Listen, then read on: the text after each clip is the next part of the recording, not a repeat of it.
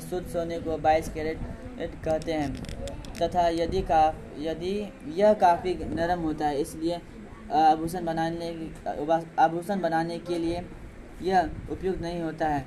इसे कठोर बनाने के लिए इसमें चांदी या तांबा मिलाया जाता है। भारत में अधिकांशतः आभूषण बनाने के लिए 22 कैरेट सोने का उपयोग होता है। इसका तात्पर्य यह है कि 22 भाग शुद्ध सोना है। सोने में 2 भाग तांबा या चांदी का मिलाया जाता है। ये पढ़ो, क्या यह भी जानिए। प्राचीन भारतीय धातु कर्म का चमत्कार। लगभग 16,000 वर्ष 1600 वर्ष पूर्व भारत के लौह कर्मियों ने दिल्ली में एक लौह स्तंभ बनाया। उन्होंने जंग से लोहे को बचाने के लिए एक विधि विकसित की। इस स्तंभ की जंगता से प्रतिरोधकता का अवलोकन विश्व के कई वैज्ञानिकों कर चुके हैं। यह स्तंभ कुतुब मीनार के निकट स्थित है। यह लौह स्तंभ 8 मीटर ऊंचा तथा इसका वजन भार 6 टन है। 6000 किलोग्राम है। चलो, आपने क्या सीखा?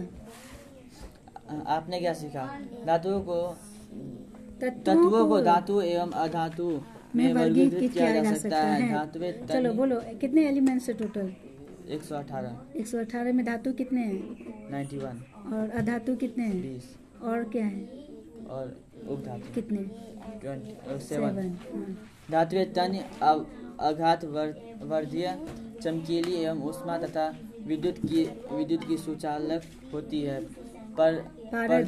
पारद के अलावा सभी धातु पारा के अलावा सभी धातुएं कमरे के ताप में ठोस होते हैं। कमरे के ताप पर पारा द्रव होता है। धातुएं विद्युत धनात्मक तत्व होते हैं क्योंकि यह अधातुओं को इलेक्ट्रॉन देकर स्वयं धन आयन में परिवर्तित हो जाते हैं। ऑक्सीजन के साथ संयुक्त होकर धातुएं क्षारीय ऑक्साइड बनाते हैं। एल्यूमिनियम ऑक्साइड एवं जिंक ऑक्साइड क्षारीय ऑक्साइड तथा अम्लीय ऑक्साइड दोनों के गुणधर्म प्रदर्शित करते हैं। जल एवं तनु अम्लों के साथ विभिन्न धातुओं की अभिक्रियाशीलता विभिन्न होती है। अभिक्रियाशीलता के आधार पर अवरोही क्रम में अवस्थित सामान्य धातुओं की सूची को सक्रियता श्रेणी कहते हैं। सक्रियता श्रेणी में हाइड्रोजन के ऊपर स्थित धातुएं तनु अम्लों से हाइड्रोजन की विस्थापित कर सकती है। अधिक अभिक्रियाशील धातुएं अपने से कम अभिक्रियाशील धातुओं को उसके लवण विलयन से विस्थापित कर सकती है। प्रकृति में धातुएं स्वतंत्र अवस्था में या अपने यौगिक रूप में पाई जाती है।